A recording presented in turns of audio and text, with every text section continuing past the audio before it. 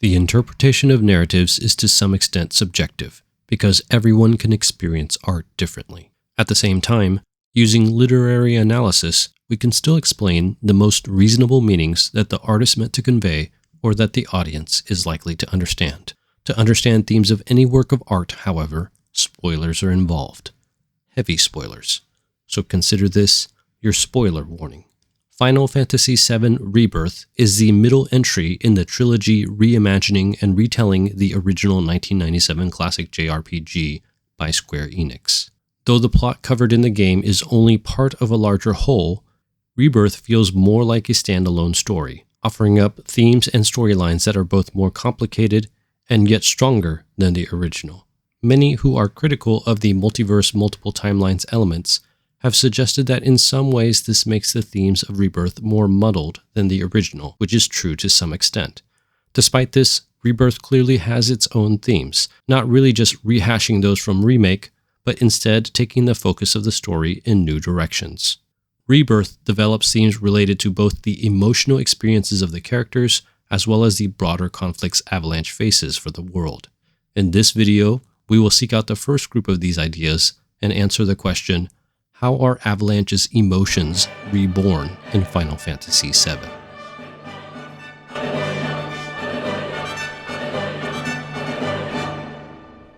The first theme related to emotions of Final Fantasy VII Rebirth is that of the loneliness of outsiders. Though the character backstories are essentially the same, the way the character development is done highlights this theme even more than in the original. Throughout the game, there are many characters who feel alone, who are in essence outsiders. Kate Sith, aka Reeves, feels alone in the Shinra executive suite, an outsider in the sense that he is the only director who seems to have a conscience and care about the everyday Midgar civilian. It is only when he joins Avalanche in their adventures as Kate Sith does he seem to have more joy, especially in his relationships with the group.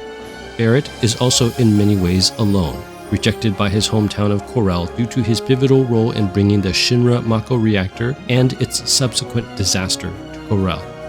When he himself returns to Corel, his outsider status becomes all too apparent, almost unbearable for the other members of Avalanche. Cloud, too, often felt alone as a child, someone who was kind of a weird kid, always wanting to join Tifa's groups, but never able to bring himself to socialize with them. That what it looked like? That I enjoyed being alone? You didn't? Of course not. This finally changed in Remake and continues into Rebirth, with Cloud building deep friendships with many of the Avalanche members, particularly Tifa, Aerith, and Barrett. Aerith, the flower shop girl, sometimes feels alone because she is the last of her kind, the last ancient, the last Cetra. Because of this, she is alone in her unique ability to commune with the planet, as well as her responsibility as its steward. For the most part, it's been a source of pain. Yet she cares deeply about her friends, which seems to make up a large part of her motivation to save the planet. All of these Avalanche members learn to build relationships and bonds, which is kind of a sub-theme or motif, emphasized through the synergy skills mechanics and through the relationship dating mechanic for doing quests. In contrast, there are characters who are outsiders and do not seek relationship, but isolation. The Gi are extraterrestrials, literal outsiders who are rejected not only by the Cetra, but the planet. In turn, they also rejected the Cetra instead of seeking relationships with them or with the humans. Am I the same as these monsters? The ultimate embodiment of loneliness, however, is Sephiroth, who is already kind of lonely as the archetypal soldier, but questions even his humanity as a result of learning about Jenova. Am I even human? He embraces his sort of alien status, becoming even more of an outsider to the living beings of the planet. How can you want an eternity of loneliness? Instead of seeking bonds, Sephiroth seeks to end all others, choosing an eternity of isolation and loneliness. In Genesis, the Bible suggests that loneliness is not as good as companionship. Then the Lord God said, "It is not good that man should be alone. I will make a helper fit for him." Genesis chapter 2, verse 18. Just as God made Eve so that Adam would not have to be alone, so too most of Avalanche seeks to build bonds with each other to overcome their loneliness, whereas the antagonists choose their isolation. This perception on relationships also leads to different perspectives on death and loss, which is connected to our second theme. Our second rebirth theme related to emotional experiences for today is that of the grief of loss. The idea that people would experience grief when losing loved ones should be fairly intuitive, but this is especially emphasized throughout Rebirth due to the nature of the setting. It's not death. It's a homecoming. The motif of the phrase homecoming is used to contrast with this idea of grief. Sephiroth states that death is just a homecoming because this strongly aligns with the worldview that the game is based on, an Eastern pantheistic worldview where all are just spirits that return to the universe, in the game characterized as the life stream of the planet. This idea is first introduced in Remake, with Jessie wondering if her father is in the life stream. In this sort of pantheistic worldview then, as Sephiroth says, death is just a homecoming, a return to the divine essence of the planet. But this idea is intuitively unpopular in general because of the experience of grief when facing loss, which is what the game is setting up. In Calm, Tifa and Cloud relate the story of the destruction of Nibelheim and of Tifa's father and Cloud's mother.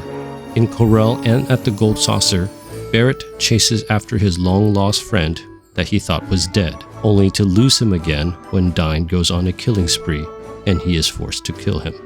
Red 13, also known as Nanaki, thought for most of his life that his father was a coward and had abandoned the Cosmo Canyon village when the Gi attacked. At Cosmo Canyon, he learns the truth that his father saved them at the cost of his own life, which causes Nanaki to experience the grief and loss of his father. This theme culminates in the trials at the temple, where each character is forced to face their grief once more. Yuffie faces the grief of losing Sonon, something that was highlighted in Remake Intergrade. Barrett faces the grief of losing his arm and his wife, Myrna. Tifa faces the grief of losing her father, something highlighted in Calm and when they return to Nibelheim. And Aerith faces the grief of losing her mother, Ifalna, a heartbreaking childhood sequence that shows how she met Elmyra. All of these trials are contrasted with Cloud's own vision or trial influenced by Sephiroth, where he tells Cloud that Cloud doesn't experience grief, that he feels nothing for the Avalanche members who died. After the trials, Aerith concludes to her team that while death may be a homecoming, that while death and life are similar from their pantheistic lifestream perspective, due to the nature of grief and loss, death cannot be trivialized as just a homecoming. This is all foreshadowing to prepare the player for the loss that the players of the original game know is coming but hope isn't, which is of course the death of Aerith herself. The impact of her death is not meant to be ignored as a homecoming, but an acknowledgement of the loss of this companion. The Christian perspective goes further than even the pantheistic perspective, acknowledging grief not only as important, but God caring about our grief. The Lord is near to the brokenhearted and saves the crushed in spirit. Psalm 34, verse 18. In the way that the psalmist acknowledges grief by declaring God's comfort, Aerith, and therefore more broadly, the game, acknowledges the grief that the characters face from losing their loved ones, and the grief that players face in losing Aerith. The grief that people experience causes different types of reactions, one of which is hatred and revenge, which leads us to our third theme for today's video. Hatred and the desire for vengeance is our third theme for today's video on emotional themes in Rebirth. The thirst for vengeance stems from losses mentioned earlier and is present for many of the characters. Yuffie is primarily driven by her ninja mission and by vengeance.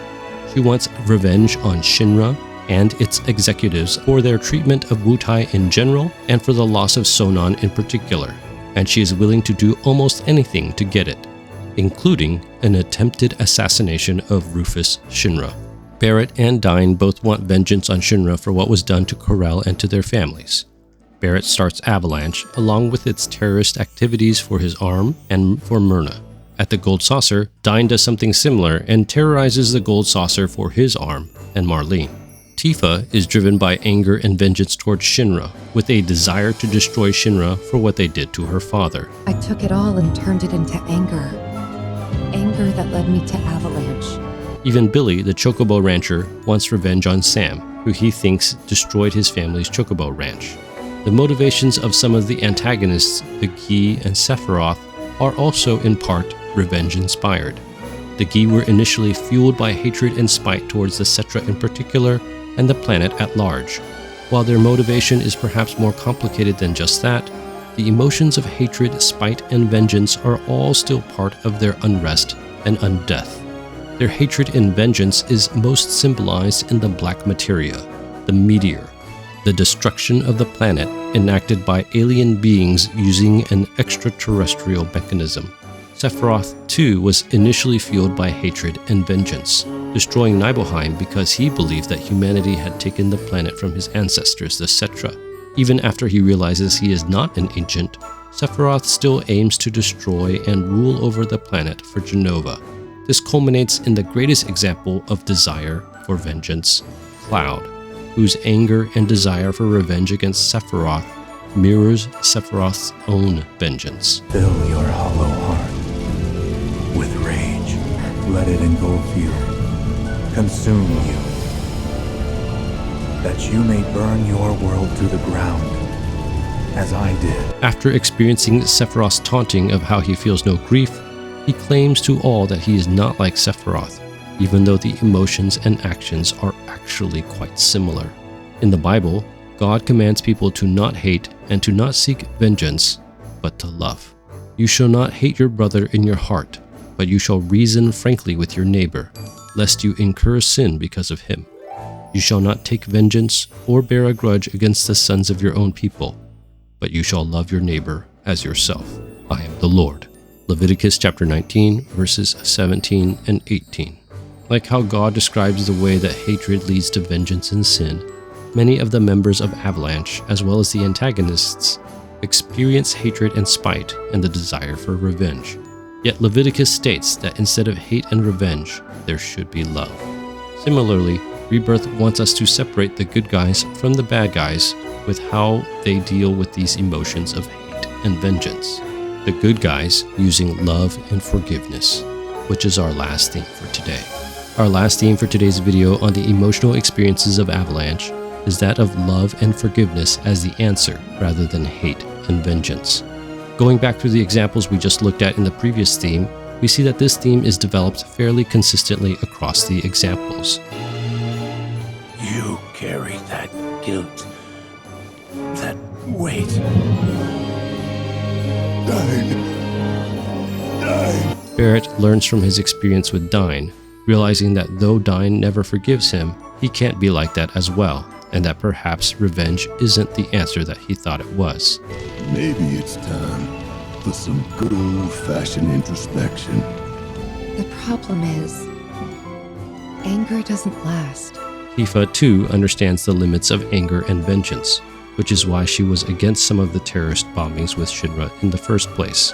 At Cosmo Canyon, she reveals that her experience in the live stream leaves her questioning what sort of answers there can be besides violence. Billy, when he learns the truth of his parents' relationship with Sam, essentially forgives Sam by turning his relationship into a healthy rivalry rather than the relationship of hatred and vengeance that motivated him. It's true that the pain and the anger we carry can make us stronger.